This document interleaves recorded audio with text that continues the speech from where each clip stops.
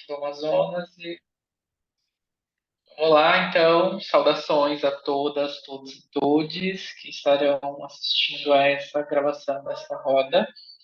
É uma atividade que compõe o sexto Encontro Regional Norte da Rede Unida, uma atividade proposta pelo Fórum dos Direitos Humanos. Eu sou João Lucas, sou psicólogo aqui na cidade de Manaus, representante norte do Fórum dos Direitos Humanos da Rede Unida. E estou aqui, né, para auxiliar a condução dessa roda de conversa aqui sobre acesso aos serviços de saúde por jovens vivendo com HIV na região norte do nosso país. Estou aqui com o João Dutra e Daniel, né, que são jovens das redes de jovens vivendo com HIV no Amazonas e no Pará, respectivamente, e com o professor Breno de Oliveira Ferreira, professor da universidade, que vai estar aqui na mediação desta roda. Então, passo a palavra para o João Dutra fazer sua saudação inicial e a sua apresentação. Muito obrigado pelo espaço, eu agradeço muito. Eu tô pelo telefone celular. Infelizmente, meu fone de ouvido ele tá descarregado. Então, se tiver algum barulhinho extra, alguma coisa assim, é sempre do vizinho. Eu me chamo João Marcos Dutra, sou assistente social, tenho 28 anos, e sou um jovem com HIV, né, há 13 anos. E dentro desse processo da vivência com HIV, de viver com HIV, eu, na adolescência ainda, me envolvi com o movimento social, inicialmente com a saúde do adolescente, e depois eu conheci a Rede Nacional de Adolescentes e Jovens vivendo com HIV e AIDS, né? E aí, eu gostaria só de iniciar minha fala fazendo um resgate desse processo histórico, né, de juventude e HIV. O primeiro caso de HIV no Brasil foi em São Paulo, né, na cidade de São Paulo, em 1982. E dentro do início da pandemia, a juventude era associada ao HIV por outros nomes, né? Mas era muito mais em termos pejorativos e de uma minoria. Então, nós tínhamos ali pessoas usuários de álcool e outras drogas, né? Principalmente de quem fazia uso de drogas de heroína, drogas vegetáveis.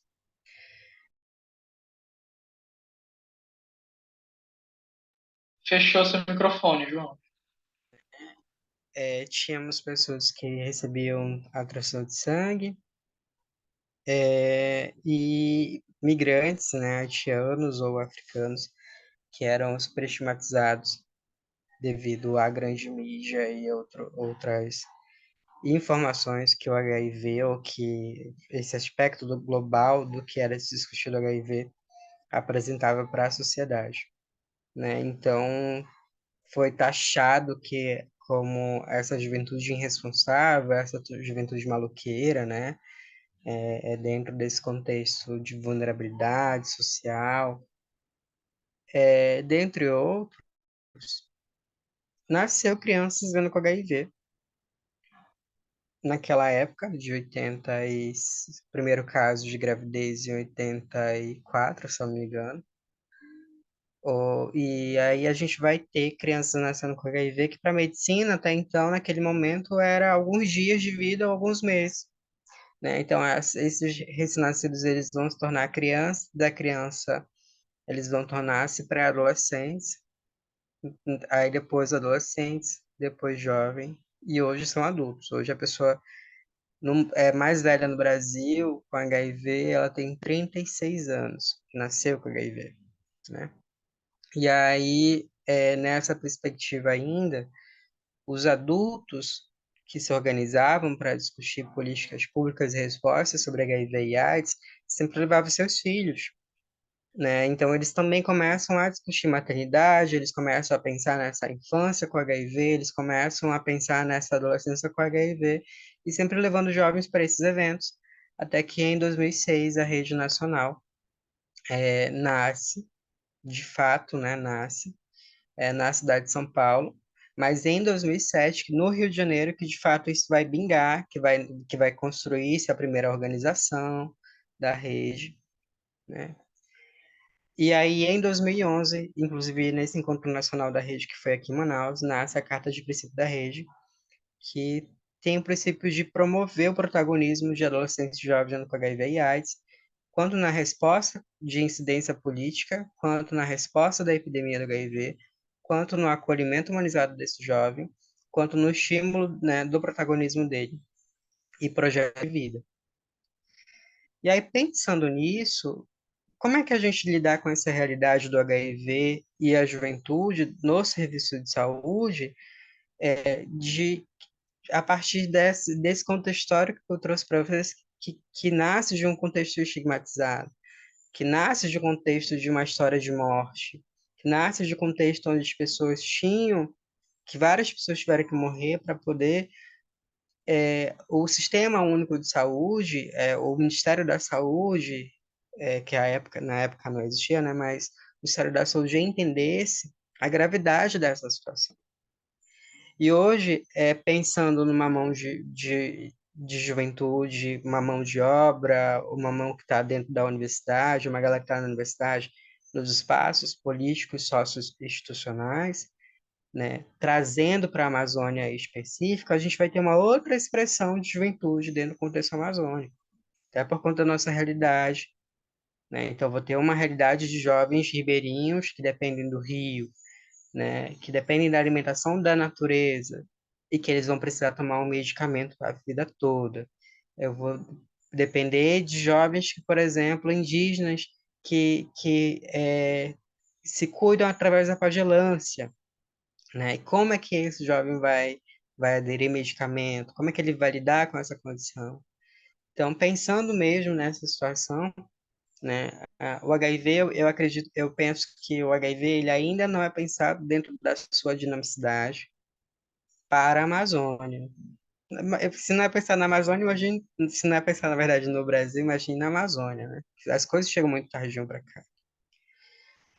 E aí, trazendo esse processo panorama geral da rede, eu digo para vocês que no dia 11 de janeiro de 2011, eu fui fazer meu teste para HIV de uma reportagem, por conta de uma reportagem que eu vi do Dr. Drauzio Valéria no Fantástico, em 2010, dezembro de 2010, que me deu curiosidade.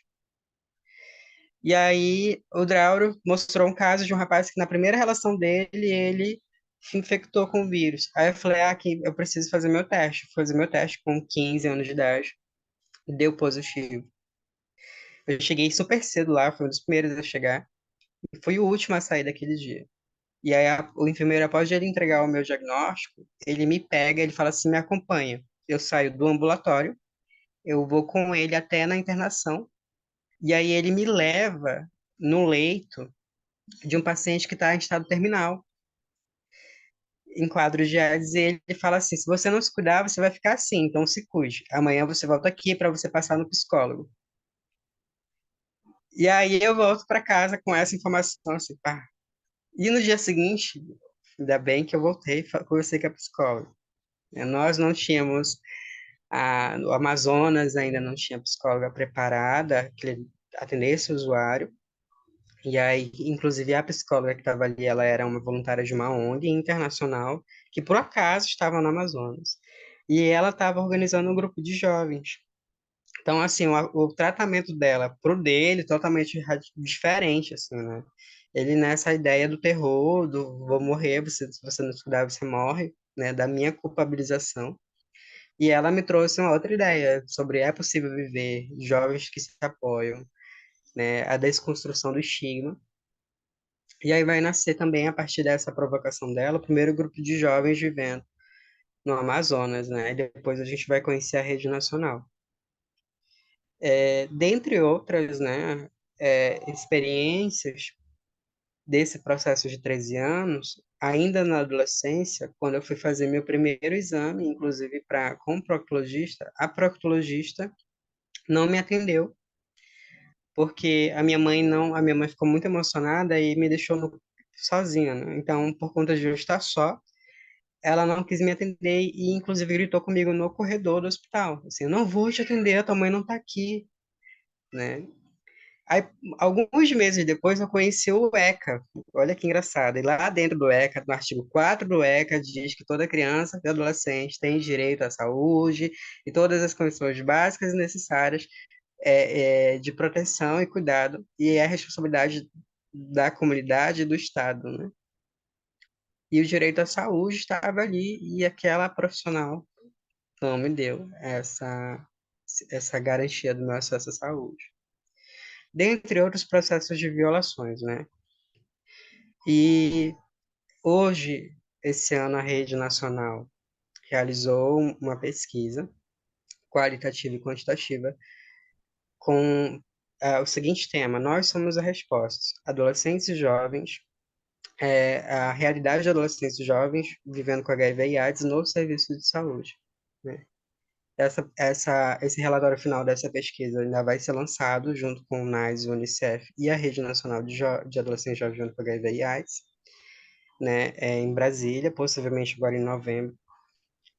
E aí Manaus estava dentro desse relatório e teve muitos relatos fortes, assim, né, muitas coisas fortes sobre violação. E a gente percebe como o processo de descentralização e o cuidado com a juventude vivendo com HIV é muito difícil, e o quanto os desafios a gente precisa superar ainda nessa perspectiva do atendimento humanizado nele, né? Enfim, é isso. Certo, João. Que você fez a fala do começo, do meio e do final, tudo junto aqui, na abertura, né? Mas sigamos aqui. Daniel, a palavra é sua para você fazer sua saudação inicial e a sua apresentação. Oi, gente, eu tô pelo celular, não sei se você tá me escutando tão bem. A gente está te ouvindo. Isso, consigo te ouvir também. Você está me escutando bem, gente? Sim. Ok. O meu nome é Daniel.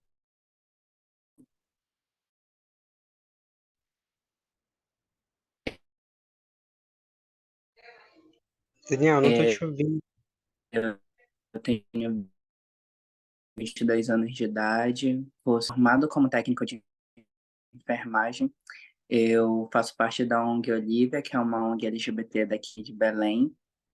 Ela se localiza ali na UFPA, na Universidade Federal do Estado do Pará. Porém, ela não é faculdade, mas ela faz distribuição de preservativos, de autoteste, além, além de fazer ajuda também com orientação sexual, identidade de gênero, além de também ter todo um apoio jurídico, e entre outras ações que a ONG Olivia faz. E através da ONG Olivia, é, foi um pontapé inicial para entrar na rede de jovens, porque faz 8 meses que eu recebi meu diagnóstico de vivo com HIV. E aí, então, logo que eu recebi meu diagnóstico, foi um baque para mim. Eu moro sozinho, mas atualmente agora eu estou na casa da minha família. E aí eu me vi assim, o que é que eu vou fazer agora? E aí então veio todas aquelas dúvidas iniciais que se tem, culpa, todo um peso que se tem de um diagnóstico. E aí então eu falei assim, eu normalmente sempre passo na graça com os meus amigos. Eu disse, já que eu estava positivo, então seguindo o hype, bora para positividade. Aí eu decidi entrar na ONG Olivia. E na nossa primeira reunião, eu peguei e falei assim, olha, gente, uma reunião assim, com um monte de gente que eu nem conhecia, eu falei assim, eu vivo com HIV, e dentro disso tudo, muito antes eles tinham me feito um convite de fazer parte de um comitê relacionado ao HIV. E aí eu falei para eles na reunião que eu estava muito feliz pelo convite, eu aceitei, e que isso significava muito para mim, porque fazia 2 semanas que eu tinha recebido meu diagnóstico, então eu sei que seria uma, uma forma, assim, de transformar isso em algo bom assim, tanto da minha área, tanto para uma questão pessoal. E aí uma das pessoas falaram assim, tem uma rede de jovens, acho que seria muito interessante você entrar nela.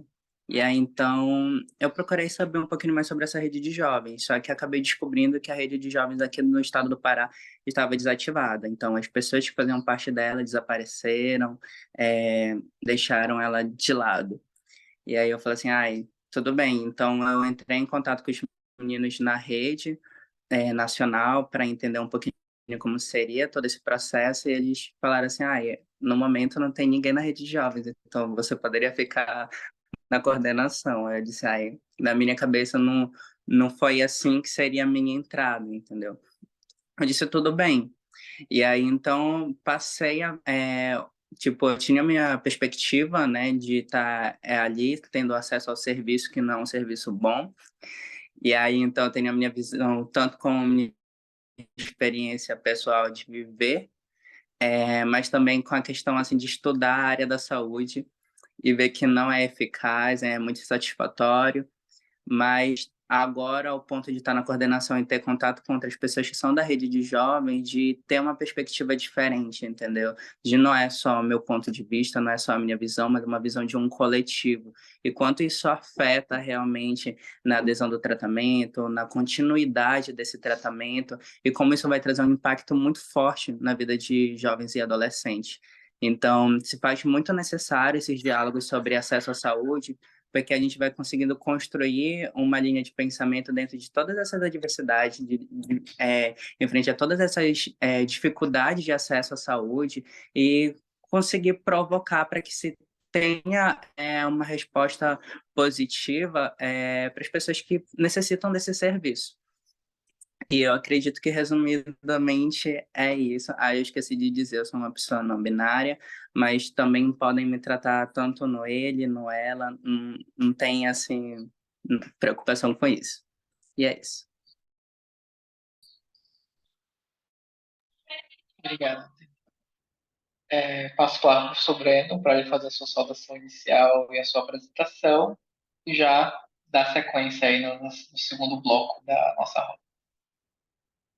Então, gente, primeiro eu gostaria de agradecer pelo convite, pela partilha, pelo momento, assim, de estar aqui com vocês, conversando, trocando ideias, pensando coisas tão importantes para a gente, o quanto pensar nas questões relacionadas ao HIV/AIDS e como isso chega às pessoas, aos serviços, às políticas de saúde. Então, eu me chamo Breno, sou professor da universidade e estou aqui para que a gente possa juntos e juntas e juntos pensar ou complexificar o debate sobre HIV/AIDS.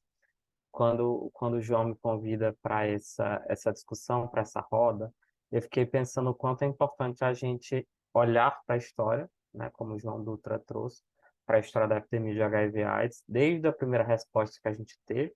Na verdade, eu costumo dizer que a própria epidemia de HIV/AIDS é quem constrói o SUS, que ali a gente estava na efervescência da reforma sanitária. Então, basicamente, o sistema de saúde que a gente tem hoje, a gente deve ao primeiro momento, ou quanto as epidemias de HIV/AIDS chegam aqui no Brasil, e a população começou a pedir e cobrar respostas, assim, especialmente sobre a medicação, sobre o acesso, sobre o cuidado em saúde às pessoas que viviam com HIV/AIDS. Então, assim, fico pensando o quanto essas epidemias também transformam e mostram respostas para a gente, assim. Enquanto pesquisador, sou incomodado, estranho, me atravessa as pessoas que circundam o meu círculo, essa discussão sobre HIV/AIDS. Recentemente eu tenho trabalhado em uma pesquisa multicêntrica, financiada pela UNAIDS, e a gente tem estudado modos de prevenção a HIV/AIDS em jovens, em diferentes capitais brasileiras, e Manaus é uma dessas capitais, e aqui a gente fez o estudo lá no bairro Educandos, justamente porque a gente entende que pensar ou debater sobre HIV/AIDS é debater sobre direitos humanos, é debater sobre marcadores sociais, é debater sobre desigualdade social.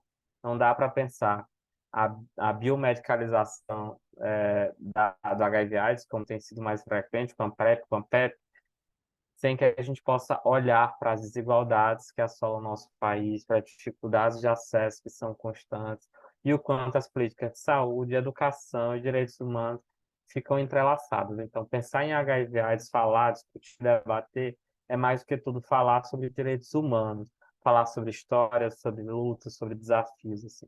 E por isso que é tão importante a gente trazer esse debate, falar dos diferentes pontos de vista, de diferentes lugares que nos é posicionado, mas também estranhar aquilo que é tão óbvio assim. O que me parece que uma resposta seria tão óbvia do Estado, mas que de repente não chega, não acontece, ela não se realiza na prática. E aí a gente precisa fazer esse deslocamento para que a gente possa complexificar cada vez mais o debate, e não a gente vitimizar ou vilanizar, né, ou quem está posicionado nessas histórias. Então, mais do que tudo, acho que ouvir João e ouvir Daniel é ouvir histórias de pessoas que foram atravessadas por inúmeras questões, dentre elas o HIV/AIDS, assim. Então, eu fico pensando que HIV/AIDS não marcam essas pessoas, mas fazem parte da história dessas pessoas que tem muitas coisas para contar para a gente.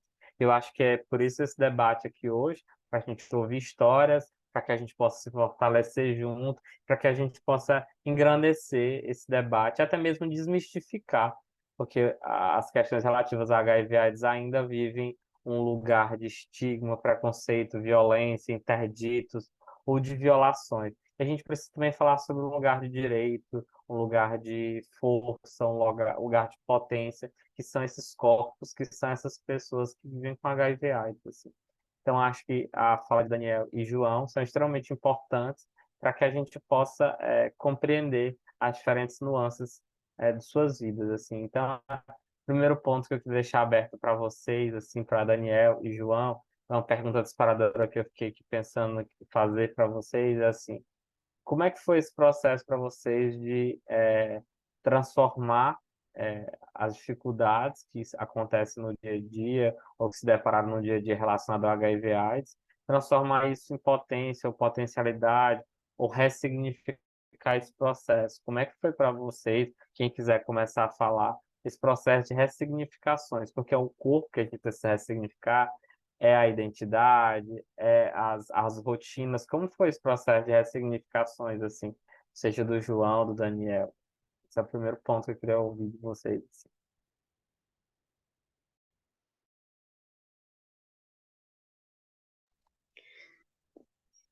Daniel, teu áudio não tá saindo. Eu posso Tu falar pode? primeiro, eu acho.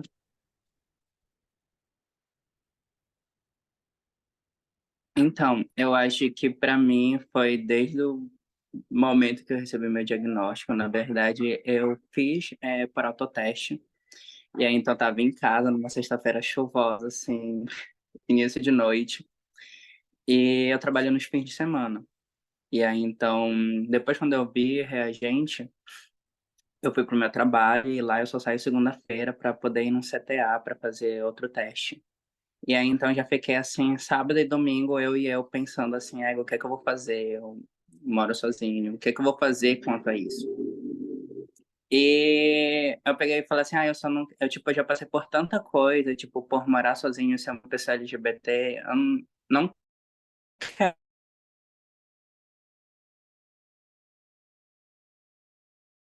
quero, tipo, parar a minha vida por conta de um diagnóstico. Mil sensações assim dentro de mim, mas eu falei assim, eu não quero que isso seja um empecilho, uma barreira para eu não dar continuidade na minha vida. Então, vou tentar, tipo, ver lugares que trabalhem com isso, que vejam de alguma forma que possam ajudar pessoas que recebem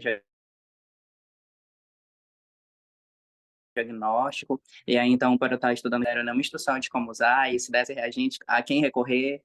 Então, me vi sozinho, e eu falei assim, eu não quero que alguém, tipo, um dia pegue autoteste e, tipo, passe por essa sensação que eu tô, assim, de estar sozinho, de não ter com quem contar. Eu disse, então, eu acho que desde o momento que eu fui sentindo tudo, eu já fui vendo, assim, o quanto estava sendo difícil, mas eu não queria que, tipo, outras pessoas passassem por isso, entendeu? Tipo, que é uma experiência horrível. E eu peguei, então, no fim de semana que eu não fazia parte dessa ONG Olivia, e aí, então, eu comecei a pesquisar e achei a ONG Olivia que trabalhava com o público LGBT e STs. E eu falei assim, então, é o meu momento. Então, eu mandei minha ficha e acabei entrando quando eu iniciei minha medicação, assim, que foi no dia do meu aniversário.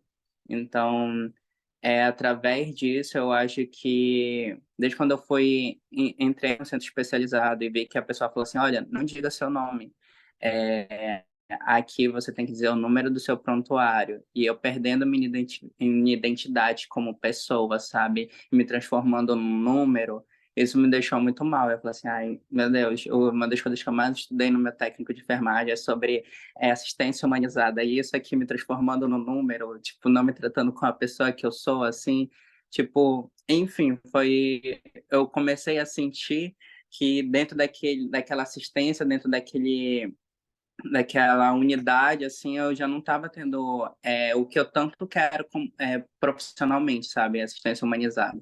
E eu falei assim, eu acho que como eu não trabalho agora nessa área profissionalmente, não sou formado, eu acho que eu posso atuar de uma outra forma, entendeu? Mostrar assistência humanizada, não como enfermeiro, mas eu, como Daniel, ainda não sei como fazer isso, porque no momento eu não conhecia a rede de jovens. Então, acabei entrando no ONG Olivia para ver de que forma realmente poderia mostrar essa assistência humanizada e, tipo, que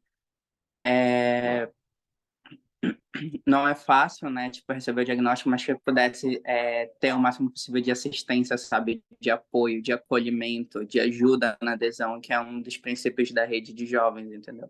Então, quando eu comecei a viver e sentir isso na pele, eu percebi as faltas, sabe?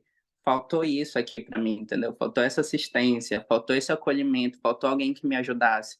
Então, eu pensei assim, ok, faltou para mim, mas não quero que falte para outra pessoa.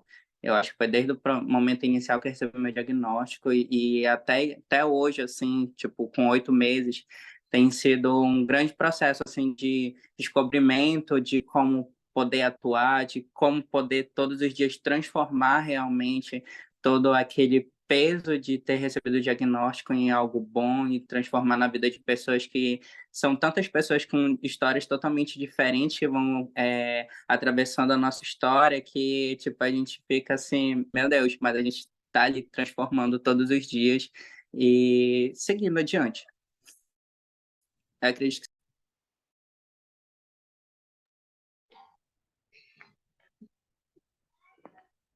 Obrigado, Daniel, pelas tuas, compartilhando aqui tuas experiências, tuas vivências, assim. Eu sinto uma força, né, quando você fala, quando conta suas histórias, assim, o quanto tu conseguiu ter força para lutar, para se organizar em pouco tempo, assim.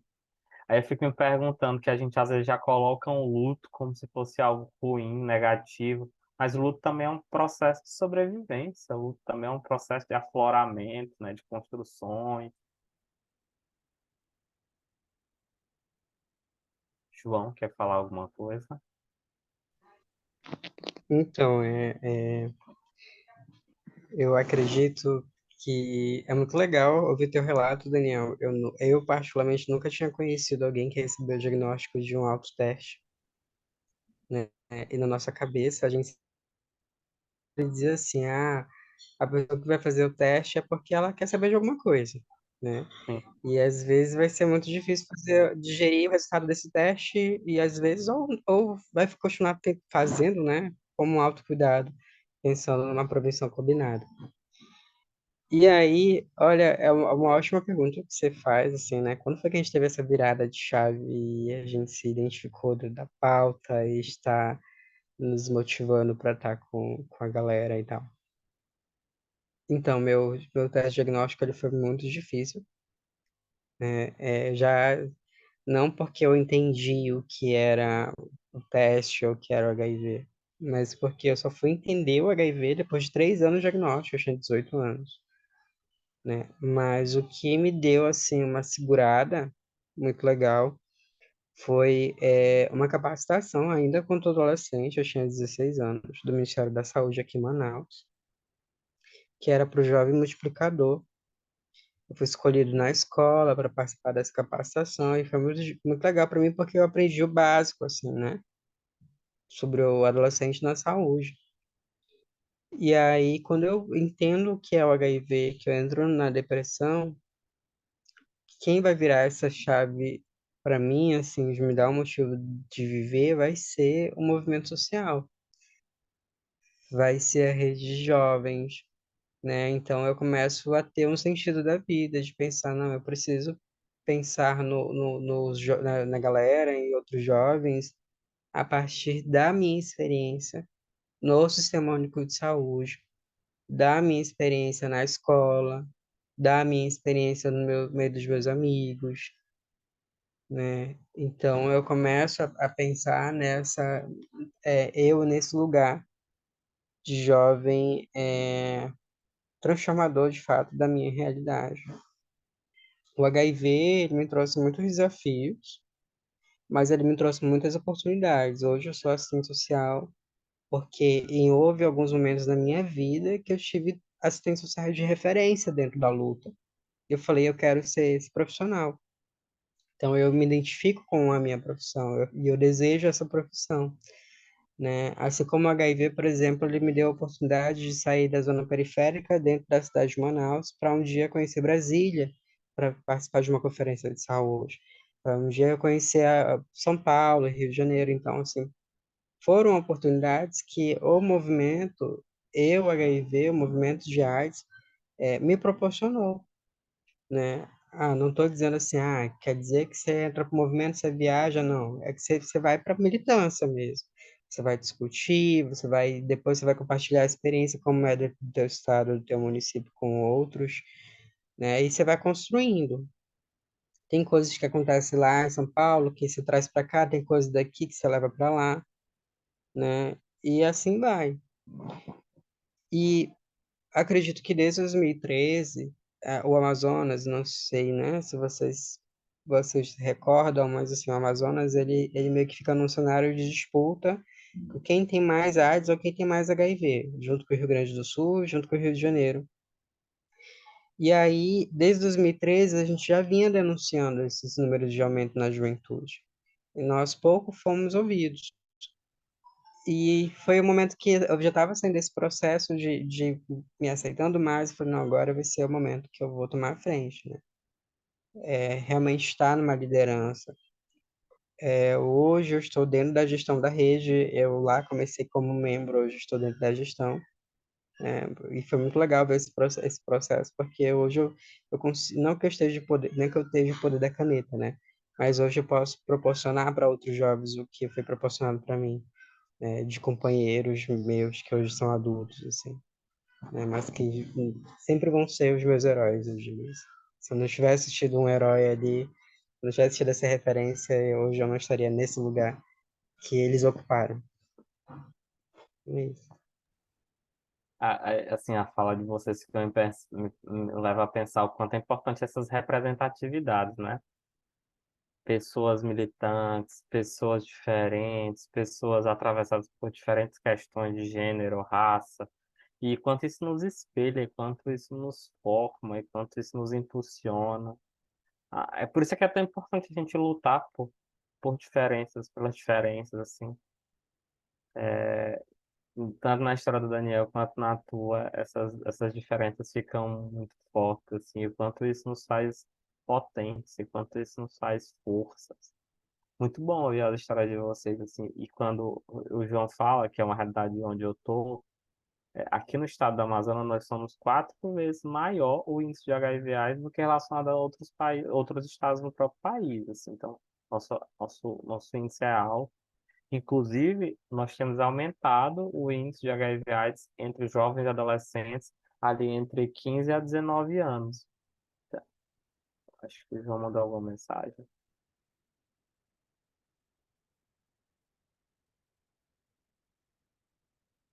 Pessoas ligaram. Beleza. Gente, eu queria falar um pouquinho, porque eu acho que eu posso Falar. tentar uma coisa. Porque, assim, quando eu entrei na ONG Olivia, eu pensei, assim, que seria só aquele momento, sabe? Eu segui a minha vida e, tipo assim, tem uma ação, Daniel Vive com HIV já disse aqui pra gente, ele pode abordar em algum momento, ou ele vai ajudar na testagem, já que ele cursa enfermagem. Só que quando eu pensei assim, tipo, pra mim tava tudo bem, sabe? Seria dessa forma que eu ia trabalhar na minha mente, na minha vida, numa ONG. E ok. Só que quando eu fui pra faculdade, assim, dentro do laboratório, e aí tava vários alunos de acadêmicos de enfermagem, e foi falado sobre ISTs, e alguns começaram a levantar umas falas preconceituosas, e aí eu tava assim, num momento que eu não tava bem, não tava legal. E aí eu peguei e falei assim para todo mundo quando a professora tava em sala que eu vivo com HIV. E aí tipo foi um susto assim para as pessoas. E eu disse que eu não queria que eles usassem mais aquelas palavras assim, que como profissionais de saúde, isso não é humanizado, isso não é legal. E que isso não deveria ser dito em momento nenhum, sabe? Em nenhum lugar. Porque como isso estava acontecendo agora com eles, entendeu? Tipo, eles estavam falando e não sabem o que as pessoas estão vivendo ao redor dela, não sabem como é a história delas. E tudo isso que estava falando estava me causando muito mal, e não é assim. É outra realidade, pelo menos a minha é uma outra realidade dentro daquelas palavras que eles estavam usando. E aí a professora falou assim, ai, Daniel, nunca, em nenhum momento, tipo, na universidade aqui, né, tô dando aula, ninguém nunca falou em sala, assim, chega com um monte de aluno.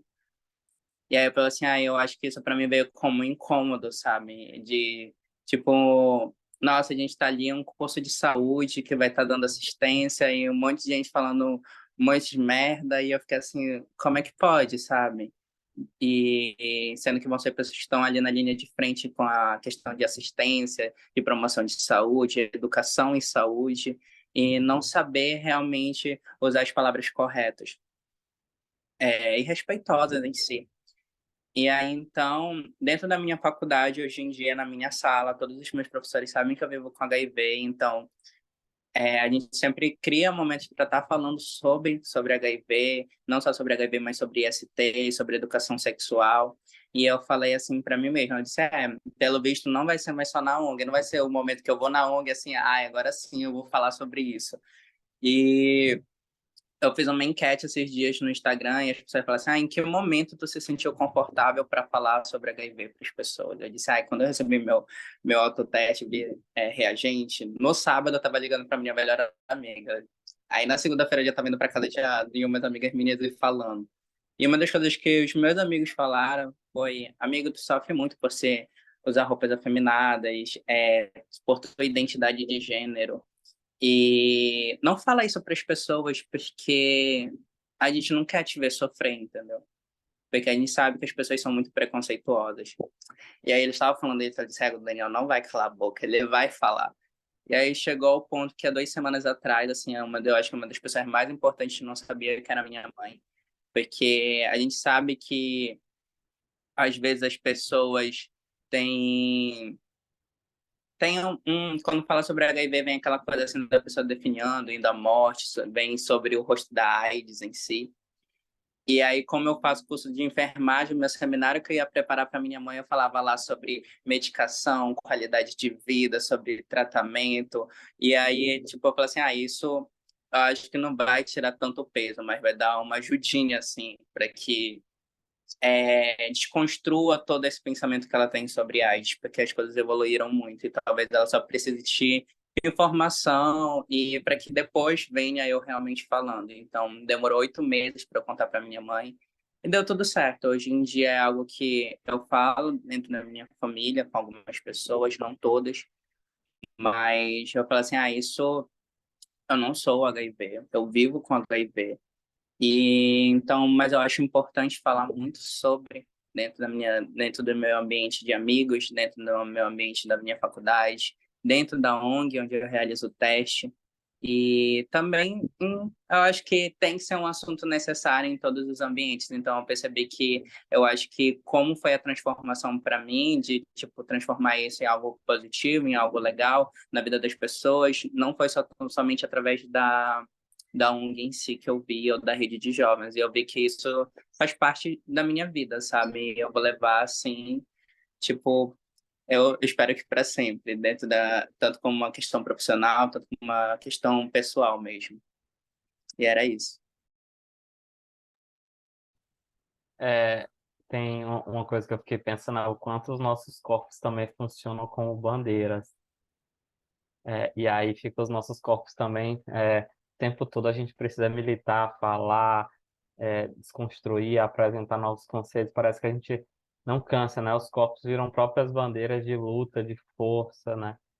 Por outro lado, às vezes a gente também, esses mesmos corpos, viram o próprio agente transmissor, o próprio vírus, né?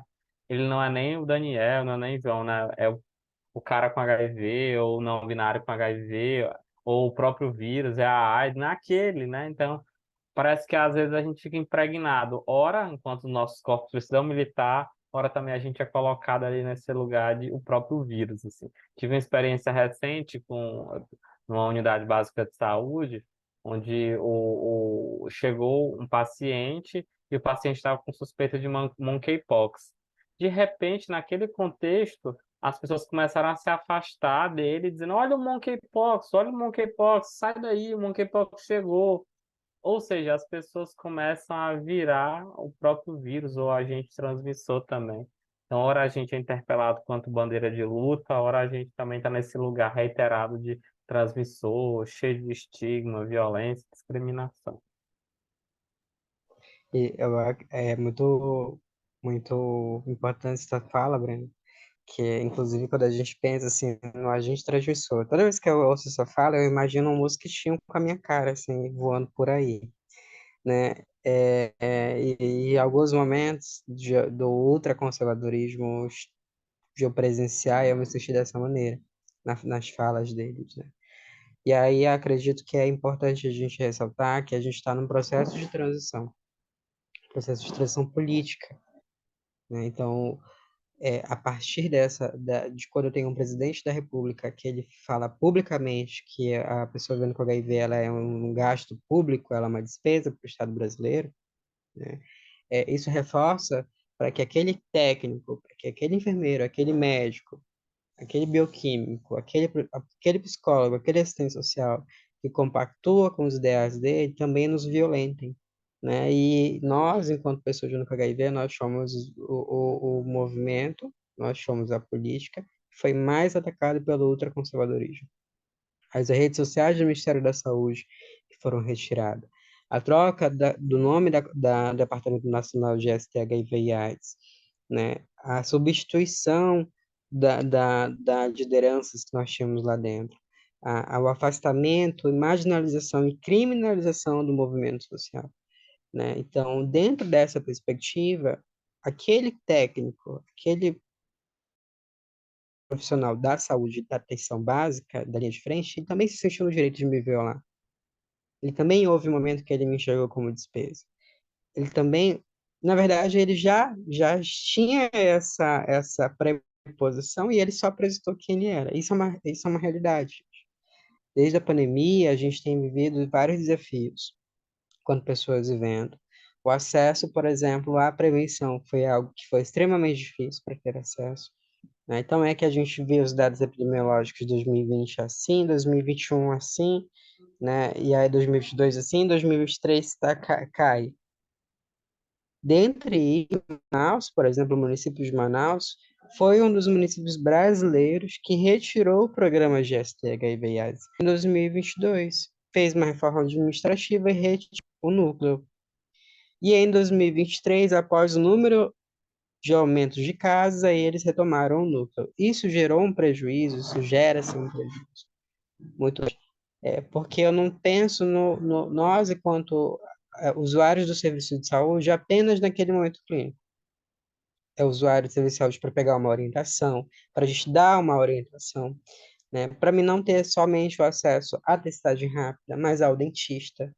Eu, por exemplo, já perdi 2 dentes porque o dentista não quis me atender, né? Então, a negligência, esse perfil, essa construção positivista, né, dentro da saúde, ela é real, ela existe, né? Então, com essas reflexões que o Daniel traz, de questionar como é a aprendizagem do ensino, né, nesse enfrentamento que infelizmente o Brasil está vivendo essa guerra dos direitos sexuais e reprodutivos, que tá entre a comunidade LGBT e os conservadorismo praticamente está assim, né? Porque, querendo ou não, são quem está na linha de frente, quem vivencia a violação do direito humano, da LGBTfobia.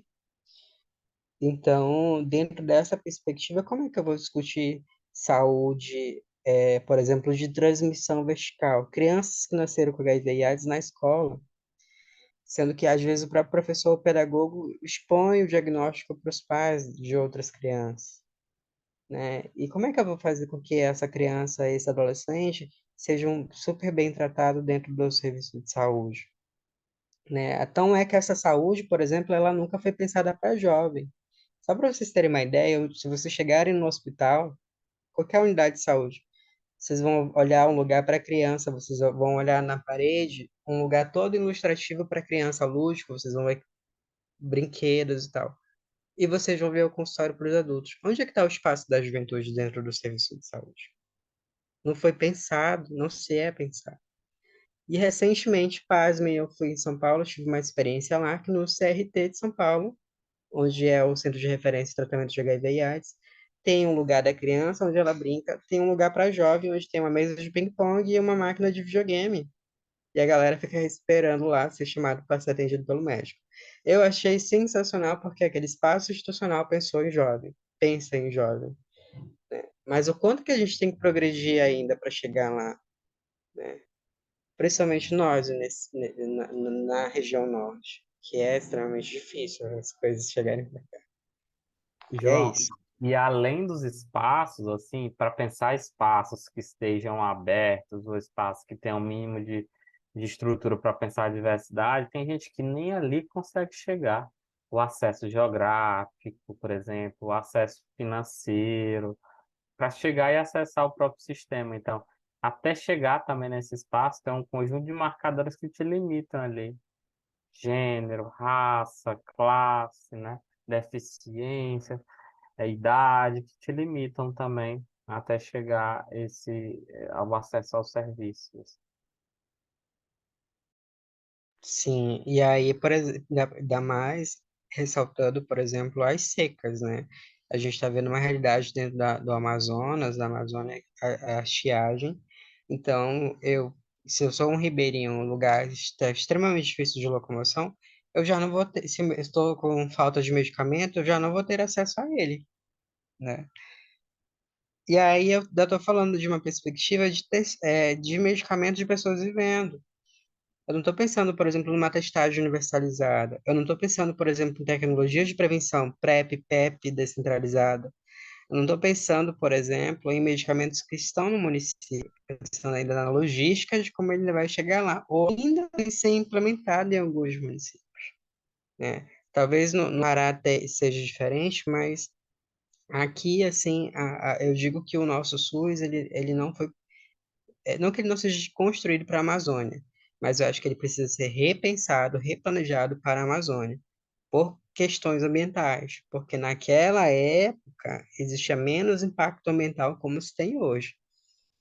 Então, estou falando de 88, estou falando de regionalização, estou falando de uma construção, e hoje não, a gente ganha uma proporção de cidade, de estado, de desenvolvimento da Amazônia, o Pará aí sendo, né, ocorrendo desmatamento, enfim. Mas então, eu preciso pensar nessa saúde de forma regionalizada, de fato, pensando numa UBS perto de casa, UBS funcionante, né? Mas que funcione, que traga, que atenda a integralidade desse usuário. Enfim, gente, pra caramba, assistente social é assim mesmo.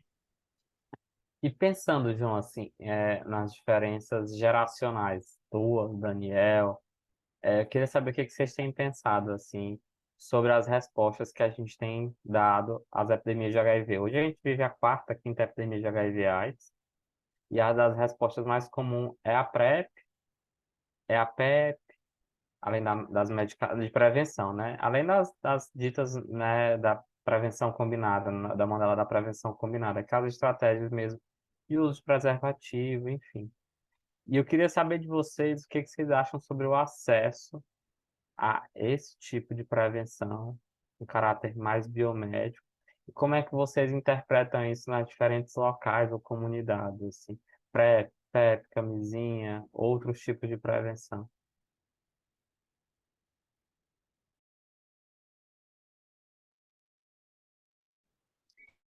Ok, eu acho que eu posso iniciar É contigo. falando, aí depois o Então, João. Aí a gente faz assim, eu primeiro, depois ele. tá. Assim, a gente tem muita dificuldade no Pará em si, quanto à questão de acesso à prevenção. A gente tem um CTA, que é no bairro totalmente elitista, onde os horários de funcionamento não funcionam bem. E aí, então, normalmente, sempre quando a gente ouve relatos de pessoas que vão lá e não está funcionando por uma falta de água, e aí, então, para todo o serviço, e aí, então, não rola teste, não rola é, tipo, se a pessoa quiser PrEP para iniciar ali o documento dela para que possa ser dado o encaminhamento. E aí, então, a gente percebe que o quanto eles dificultam também se, tipo, não tô com o meu CPF, mas isso pode ser revisto depois, dando a pessoa dando os outros documentos que ela tem, ali RG, documento de identificação, cartão do SUS, e eles dificultam muito essa distribuição de prevenção. E a gente percebe o quanto não é estratégico essa distribuição quando a gente não vê em certas UBSs distribuição de preservativo. Sendo que seria uma coisa fundamental dentro das UBSs que a gente tem nos nossos municípios, nos nossos bairros, é esse acesso à prevenção, entendeu? A gente sabe que o preservativo é uma das barreiras e método preventivo mais eficaz contra as ISTs. E aí, então, se eu não tenho isso, essa facilidade de acesso dentro de uma OBS que é do meu bairro, onde eu frequento com, sei lá, constante ou não constante, mas eu estou ali vendo que tem é, fornecido essa distribuição de preservativo, já ali já vai trabalhando já um pouquinho a mente daquela pessoa. E aí, então, quando a gente vai também pensar uma forma de prevenção também, a gente percebe que o nosso CTA, que é o único de Belém, é no bairro elitista, numa rua escondida, onde um ônibus não passa, tu não vê. Então, se tu não vê, não existe. E aí, então, normalmente só vai saber quando realmente rola um risco muito grave ali, que a pessoa diz assim, olha, testei positivo para HIV ou para alguma IST, se houve essa comunicação e a pessoa vai procurar o serviço. E aí, uma das coisas que a gente também tem muito satisfatório é que muitas UBSs não funcionam para fazer teste rápido. E quando funciona assim, um horário pela manhã, 10 senhas. E isso é totalmente muito ruim, sabe? Quando a gente vai pensar que Belém também é uma das primeiras capitais assim, com novos casos de HIV e AIDS. E aí a gente percebe o quanto é ineficaz tanto a questão de testagem, tanto a questão de distribuição de preservativo, como também a questão da própria em si distribuição dessa informação sobre PrEP e PEP. Muitas pessoas não conhecem esses métodos de prevenção porque não tem um canal aqui em Belém, seja para distribuição dessas informações, seja por via de rede social, ou seja por um panfleto ou uma questão informativa dentro das UBSs, ou dentro do próprio CTA, ou da própria Casa Dia, que a gente tem aqui como o centro especializado para pessoas que vivem com HIV, não se tem essa informação. Onde é que eu vou ter essa informação sobre PrEP e PEP? E aí, então, a gente percebe o quanto é ineficaz tanto a questão de distribuição, tanto a questão de educação sobre prevenção em si, e o que faz com que a gente tenha como resultado muitas pessoas sendo infectadas por HIV e AIDS. Quando a gente vai pensar sobre a questão de estratégia de acesso à saúde, sobre questões até dos próprios gestores de saúde, o quanto não é trabalhada essa estratégia em saúde. Hoje em dia, cada dia, o centro especializado onde eu faço meu tratamento é assim, parece que eles pensaram assim, bora jogar ali numa avenida que é próximo de um canal, onde não tem o saneamento básico direito, onde a criminalidade é muito alta, onde a própria cada dia, só esse ano, nesse segundo semestre, foi assaltado 3 vezes porque não tem segurança. E aí, então, a gente percebe o quanto o centro especializado em si sofre um abandono. E aí, então, teve que ser assaltado 3 vezes, ter sido roubado todos os equipamentos para em si pensar assim, não, realmente precisa de segurança, entendeu? Sendo que, fora isso de ser assaltado em horários que não havia funcionamento, já foi usuário sendo assaltado dentro dali da unidade, dentro, e não aconteceu nada, entendeu? Então, teve que acontecer muitas coisas para que se tivesse uma resposta. E aí a gente percebe se o acesso é ruim e se a pessoa, quando ela consegue chegar, acontece todas essas situações, a gente percebe que, em vez de ser um lugar para que possa realmente faça essa adesão do tratamento, ajuda no abandono do tratamento, já que é tão ineficaz. Os profissionais de lá te tratam super mal, assim, e isso não é um relato só meu, é de muitas pessoas. E a gente percebe o quanto é triste em si a assistência de pessoas que vivem com HIV e AIDS aqui em Belém. Obrigado, Daniel. É difícil, né, até ouvir o teu relato, porque a gente fica pensando quando essa rede E está aí, funcionando. quando eu falo assim, uma coisa, questão de geográfica, de acesso que você falou, a unidade em um distrito que é Icoraci, que para a pessoa poder ter acesso a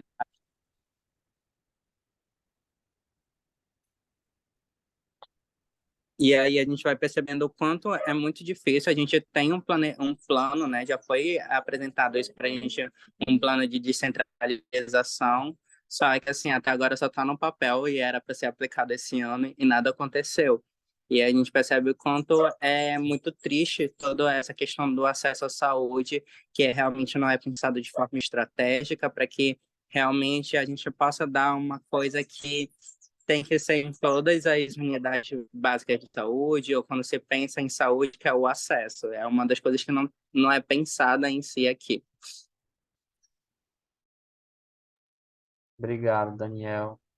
É até difícil perceber o quanto a rede de saúde, na verdade, que caminha junto com a rede de direitos humanos, com a rede de educação, com a rede de segurança pública, o quanto ainda não está preparada para esse debate, o quanto não se esforça para avançar nesse debate. A gente fica voltando a questões primárias de pensar o Sistema Único de Saúde, as dificuldades e obstáculos de acesso, a dificuldade de continuidade de assistência, as dificuldades de manter um princípio que é básico, que é a própria equidade no Sistema Único de Saúde, assim.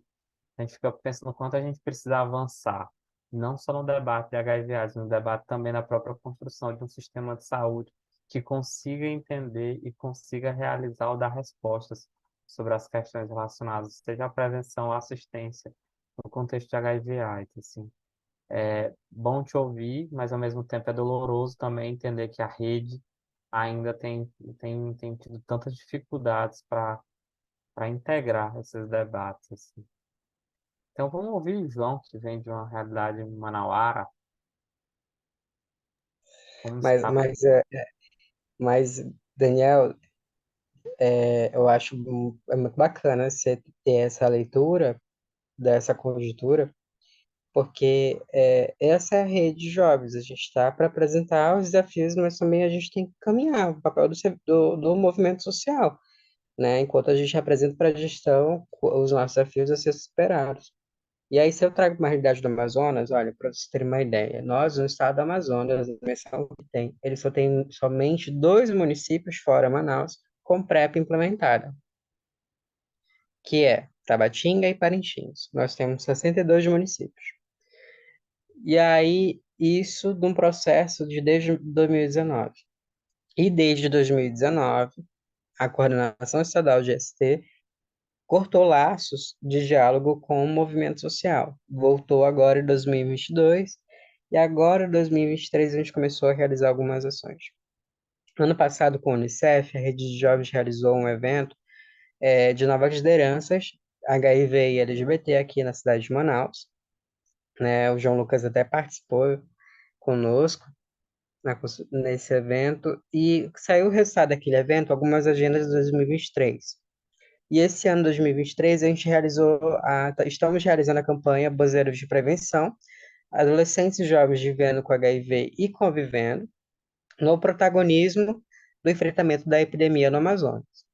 E nós vamos finalizar agora, né, com um evento agora em novembro, e posteriormente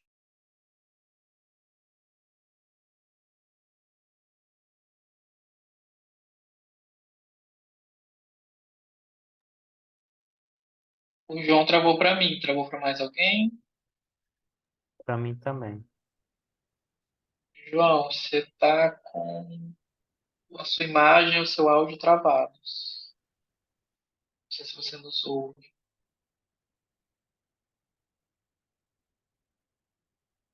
Dá um tempinho para ver se o João consegue voltar.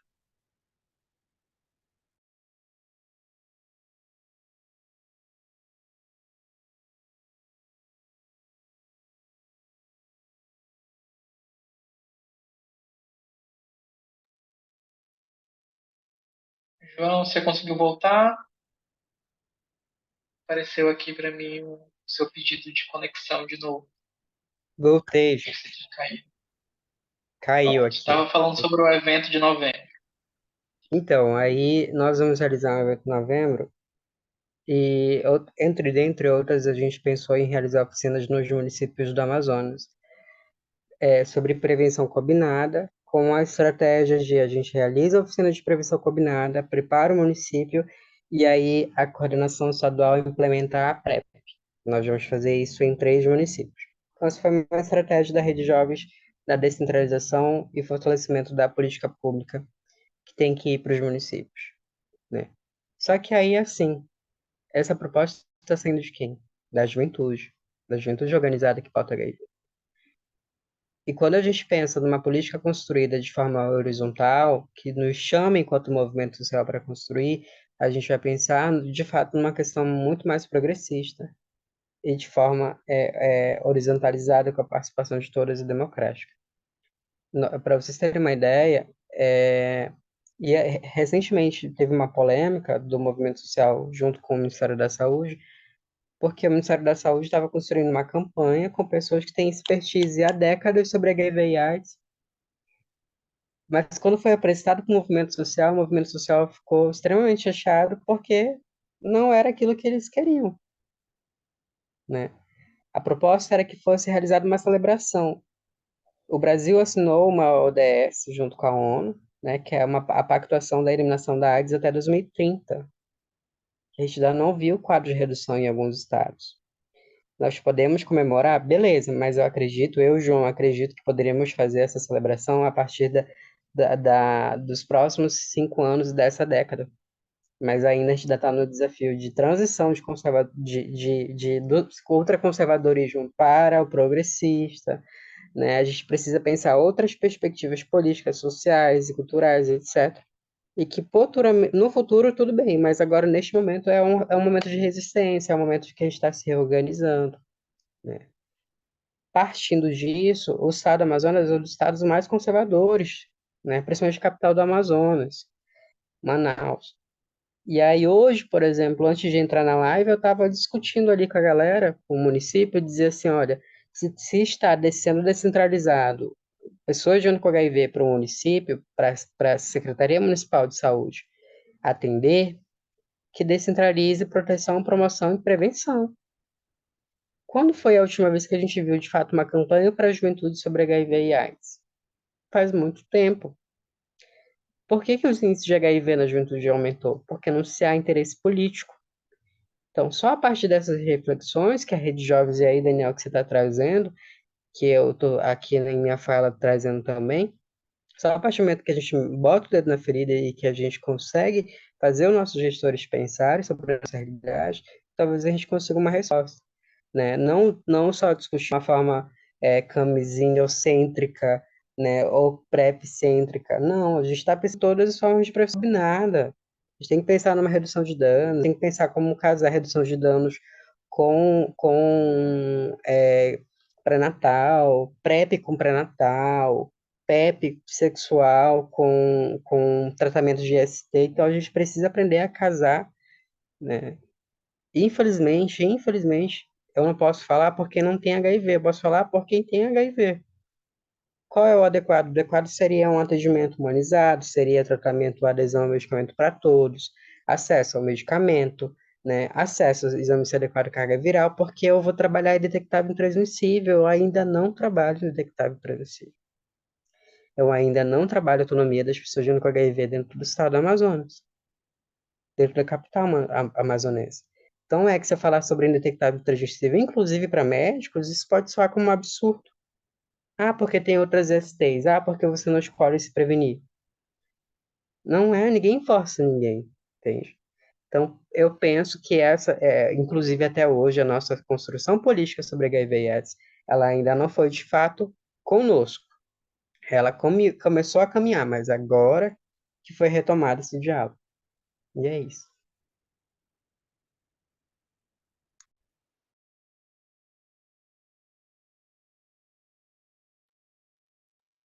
Eu acho que a gente já está nos encaminhamentos básicos finais, correto, João? Isso mesmo. Então a gente tem uns minutinhos para a gente finalizar e eu gostaria de saber do João e do Daniel, cada um quiser fazer suas considerações finais, na ordem como vocês preferirem, trazendo para a gente, talvez, qualificando o debate da importância de discutir sobre HIV/AIDS, de falar sobre HIV/AIDS, como o João tanto chama a atenção para a gente, de outras formas, de outros espaços, em outras dimensões, que não sejam aquelas que a gente é acostumado a discutir sobre camisinha, PrEP, pé, mas como esse debate ele pode ganhar força em outras arenas e como a gente pode capilarizar a discussão sobre HIV/AIDS a partir de uma perspectiva de direitos humanos, assim. E eu queria ouvir tanto Daniel e João nas suas considerações finais, dando pistas, dicas de como a gente pode capilarizar essa discussão para além desse debate tão forte colocado por uma agência biomédica que é tão comum nos serviços de saúde. Quem quiser pode começar, o João ou Daniel, fique à vontade. Deixa eu começar, Daniel. Ó, porque meu celular tá próximo de Então tá, descarregar, gente. Mas beleza, vai. então, eu não vinha. Pode falar. Pode falar, Então, Daniel. é Vai, João. bem brevemente, assim, eu só queria relembrar que a vivência com HIV, ela tá ligada a 5 aspectos, né? Dentre eles, o biomédico, que a gente depende de um médico, de um profissional específico que vai fazer esse acompanhamento de saúde. O biomédico, principalmente o biofármaco, né? Que a gente precisa de um medicamento para sobreviver e é uma indústria que ganha muito dinheiro em cima disso. A gente vai pensar na pessoa vivendo com HIV, essa pessoa que tem uma história, essa pessoa que tem um efeito colateral do medicamento, essa pessoa que sofre violação, essa pessoa que está ali dentro do aspecto da vivência do HIV. A gente vai pensar no contexto político, que é a partir do interesse ou não interesse desse gestor ou dessa gestão, né, investir em HIV e AIDS, e a gente vai pensar aí numa educação continuada de formação, envolvendo ou fortalecendo o protagonismo dessa pessoa, desse jovem com HIV ou dessa pessoa vivendo com HIV, né, por se entender protagonista, aderir ao medicamento. Os debates eles são muito amplos. Falar sobre HIV não é somente falar sobre a vivência ou a história triste, a gente tem que falar sobre resistência de forma técnica, criativa e também superar outros debates, né? Se eu tivesse condições, eu criaria aí projetos de fazer um audiobook com a galera, né? Jogar no Spotify, assim, a galera contar essas experiências, né? Mas a gente está resistindo e existindo, que é algo sobre nós, para nós, com nós, de jovens para jovens, né? Então, quero agradecer muito esse espaço de diálogo. E é isso, a gente está aqui à disposição, Rede Jovens Amazonas. Obrigado.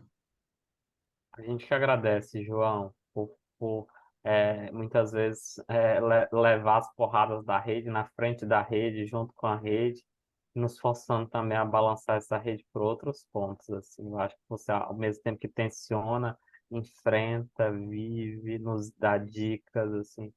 Eu acho que tua história, tua militância, teu engajamento, ele age na gente de diferentes formas, diferentes modos, assim. E obrigado por não deixar que a nossa rede fique parada, estagnada, seja a rede pessoal, a rede institucional, a rede do próprio movimento, assim. Eu acho que tu consegue articular diferentes espaços, assim, nesse balançar da tua rede. Obrigado, João. E contigo, Daniel. Bom, quando eu fui assumir a rede de jovens, né, e percebi que tinha alguns jovens assim que atuavam antes, eu fiz esse trabalho de captação deles de novo. E para mim é muito novo, na verdade, falar sobre o HIV como uma questão de participação social em si. E aí eu falei assim, eu falei para umas pessoas, nos apoiadores, eu falei assim, eu preciso de uma capacitação assim sobre participação social e sobre outras coisas. E eu falei assim, mas não vai ser só sobre mim, mas sobre os outros jovens que estão inclusos na rede de jovens. Então eu trouxe eles junto comigo para participar. Então foi muito rico para mim poder ouvir eles e criar uma perspectiva diferente. E em meio a esse início, né, que foi de agosto para cá, muito recente, é, participei do programa Saúde nas Escolas, onde na própria escola chamaram a gente para fazer parte de um podcast para falar sobre a questão de como é viver com HIV no estado do Pará. E aí a gente percebe o quanto isso é importante a gente estar vendo esses canais que são muito atuais, dentro da atualidade de pessoas usando a rede social ou canais de plataforma para estar ouvindo sobre HIV e a gente está realmente tá disseminando essas informações, tanto sobre a questão biomédica, sobre a questão de as próprias experiências, como o João estava falando. Eu acho que isso é uma coisa até possível está fazendo uma ponte para Manaus, falando sobre suas experiências vivendo com HIV dentro de uma plataforma de áudio, falando sobre isso, e outras plataformas também são possíveis. E dentro do que a gente tem traçado como rede, é porque assim, a gente já escutou por bastidores que, por questões políticas, eles não vão fazer nada sobre a questão da casa-dia, questão de segurança, não vão fazer mais nada além do que eles já fizeram. E aí, então, a gente fala assim, a gente, desculpa pelo barulho, e aí, então, a gente não pode fazer mais nada quanto à questão, assim, de uma unidade, agora que a gente tem a resposta de forma satisfatória, que tem uma alta demanda. Mas, enquanto isso, a gente pode trabalhar muito com a educação sexual, com prevenção, promoção de saúde, e é uma das coisas que a gente tem visado muito e colocando como estratégia. E uma das coisas que eu percebi que quando eu comecei a introduzir esses assuntos sobre HIV, que quando a gente vai falar assim, bora falar sobre HIV, sei lá, em um evento e chamar as pessoas, a palavra HIV e AIDS assusta demais. Então, tipo, quando a gente percebe, assim, que muitas pessoas poderiam estar participando e não participam, a gente percebe que é só pelo fato de falar, no termo lá tá HIV e AIDS. E aí eu falei assim, então bora pegar formas estratégicas. Eu falo muito para eles assim, gente, eu sempre falo isso estratégia porque é uma das coisas que eu tenho na minha cabeça sempre, porque eu trabalhava numa startup, eu disse, tem que usar tudo de estratégia para conseguir as pessoas. Eu disse, a Beyoncé vai lançar aí um filme pro tio dela que morreu de AIDS. Bora usar disso para falar. A gente não vai falar sobre HIV. HIV tão assim na cara. A gente vai falar sobre o filme da Beyoncé. E aí a gente chama um público que é muito fã da Beyoncé, que é uma artista pop e que está lançando um filme, todo mundo vai querer assistir, mas também a gente pode promover educação em saúde através disso. E aí, então, uma das coisas que eu tenho falado muito para eles, assim, que a gente pode ser muito estratégico, a gente é jovem, a gente tem tanta criatividade, e a gente pode usar dessa criatividade para estar alcançando as pessoas, colocando esses diálogos é, e elas, tipo, possam se sentir confortáveis em estar falando sobre isso e buscar entender um pouquinho mais sobre isso, porque às vezes a gente fala e não causa curiosidade, às vezes não causa um impacto, porque a gente tem que pensar muito como é que a gente vai falar para essas pessoas que estão ali para nos ouvir. Então, basicamente é isso que eu tenho a dizer. E muito obrigado, gente, por esse espaço. Para mim é muito incrível, é a primeira vez que eu estou participando de um momento assim. Para mim está sendo muito rico. Muito obrigado. Obrigado, Daniel. Obrigado, João. Então, a gente finaliza exatamente no horário combinado pelo João, às 17 horas. Esse momento, essas falas, essa discussão, para a gente pensar saúde, vida, né, Daniel? Para além de um debate cravado na discussão de HIV ou de AIDS, vamos falar de vida, de gente, de história, força, de lutos, de lutas, né? Acho que essa é a nossa ideia mesmo aqui. Então, obrigado por compartilhar conosco, Daniel e João. E a gente finaliza agradecendo a todo mundo que participou conosco aqui desse momento. Contigo, João. Então, gente, agradeço a participação, né? A nossa intenção, minha e do João Dulce, era que a gente pudesse fazer um grande encontrão das redes de jovens, vivendo com HIV da região norte, mas nos faltaram os contatos, né? Então, deixo aqui, como essa reunião vai ser gravada e vai ser transmitida, a gente vai, né, estar nesse chamamento aí das outras redes, dos estados aqui da região norte e dos outros estados, das outras regiões, para que a gente possa pensar aí. Ano que vem é ano de Congresso Internacional da Rede Unida, então para a gente pensar aí alguma atividade a nível macro, né, das redes do Brasil, né, fica aqui já a nossa intenção para o próximo ano. E aí, né, vos convido para a gente tirar uma foto para a gente depois postar lá na rede social da Rede Unida. Aproveitar que o Daniel Bastos está aqui conosco. Então vamos lá, pessoas. Um sorrisão para o print. E é isso. Agradeço ao professor Breno colaborar nessa atividade. Gratidão, gratidão, gratidão por essa e por outras colaborações. E agradeço a todos e todas que irão assistir a este vídeo no YouTube do canal da Rede Unida. E forte abraço. Viva o SUS e viva a Rede Unida. Tchau, tchau, gente. Tchau, Tchau, gente. tchau, Bom descanso. Aqui gente. a gente traz